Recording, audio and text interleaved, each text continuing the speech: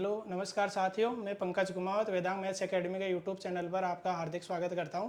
तो आज जो आरपीएससी का फर्स्ट ग्रेड का पेपर हुआ है मैथमेटिक्स का, उसके अपन आंसर की सोल्व कर रहे हैं। आज अपन केवल यहां पे आंसर ही अवेलेबल करवाएंगे, उसके बाद कल डिटेल सोल्यूशन आपको अवेलेबल करवा दिए जाएंगे।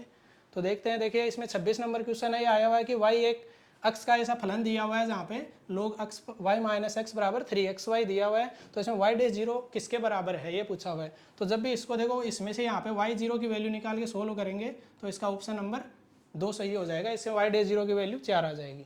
इसके बाद एक ऑप्शन क्वेश्चन नंबर 27 आया हुआ है, जिसमें कि दो पासों को एक साथ फेंका जाता है तो प्राप्त अंकों का योग 4 का गुणज होने की प्रायिकता पूछी, यानी कि 4, 8, 12 गुणज ये आने चाहिए योग करने पे। तो इसको जब सोल्व करेंगे तो इसमें ऑप्शन नंबर 1 आ जाएगा, यानी कि 9/36 आएंगे तो 1/4 आपके आंसर हो जाएंगे। उसके बाद नेक्स्ट क्वेश्चन है 28 नंबर। इसमें बोला हुआ है कि नंबर ऑफ ए जो सेट है उसके 3 दिया हुआ है, वैसे नंबर ऑफ बी बराबर 5 दिया हुआ है। तो ए यूनियन बी में अवयवों की अधिकतम संख्या पूछी हुई है, तो अधिकतम संख्या 5 और 3 इन दोनों को जोड़ देंगे तो वही अधिकतम संख्या हो सकती है ए यूनियन बी में। तो 5 + 3 8, ऑप्शन नंबर 2 सही हो जाएगा। इसके बाद 29 नंबर क्वेश्चन में है मैट्रिक्स दी हुई है और मैट्रिक्स में ये बोला हुआ है कि ये मैट्रिक्स ऑर्थोगोनल है और इनवॉल्यूटरी मैट्रिक्स है। तो ए मैट्रिक्स जो है वो क्या होगी। तो जब भी इन दोनों कंडीशंस को अपन अप्लाई करेंगे तो अपने पास मैट्रिक्स ए क्या आएगी, सिमेट्रिक मैट्रिक्स आ जाएगी। ठीक है। नेक्स्ट क्वेश्चन है। नेक्स्ट क्वेश्चन के अंदर अपने को एंगल पूछा हुआ है, दो लाइन, एक लाइन और एक प्लेन के बीच में। तो जब भी इसको सोल्व करेंगे तो इसका ऑप्शन नंबर 1 आ जाएगा। लाइन और प्लेन के बीच में जो फॉर्मूला है वो लगा के निकालेंगे तब। नेक्स्ट क्वेश्चन है 31 नंबर। इसमें पूछा हुआ कि एक अपरिमित चक्रीय समूह के जनकों की संख्या, जो कि आप जानते हो Z प्लस के अंदर जनकों की संख्या क्या होती है, ऑप्शन 2 होती है, जो ऑप्शन नंबर 1 सही हो जाएगा। ठीक है।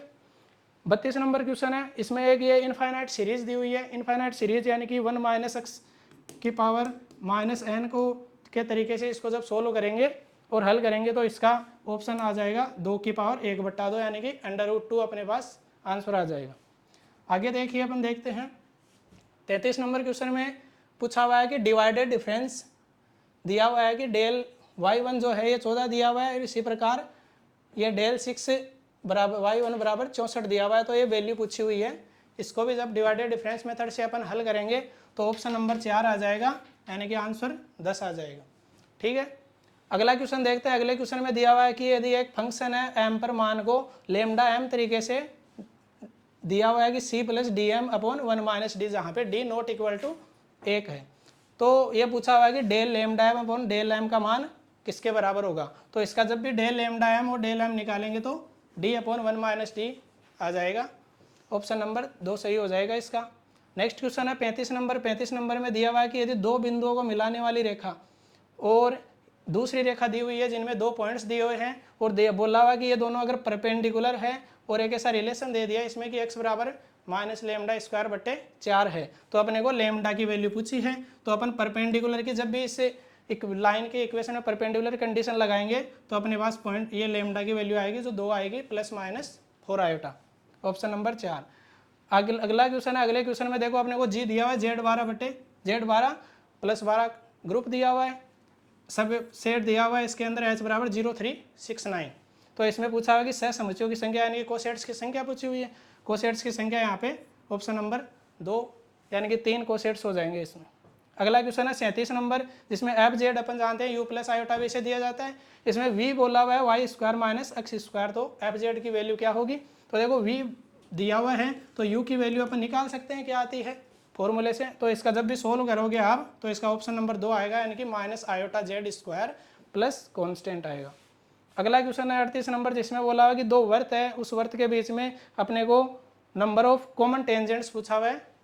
दोनों से सोल्व करने पे अपने पास में ऑप्शन नंबर 3 1 आएगी, जो उभयनिष्ठ स्पर्श रेखा होगी इन दोनों वर्तों के बीच।